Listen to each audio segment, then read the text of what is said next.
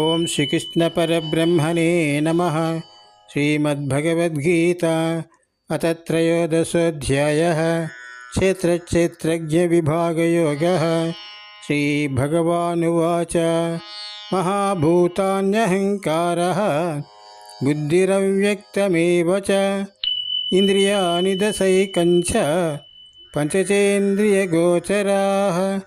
ఇచ్ఛా ద్వేషः సుఖం దుఃఖం సంఘాతచ్చేతనాధృతి ఏతచ్చేత్రం సమాసేన సవికారముదాహృతం.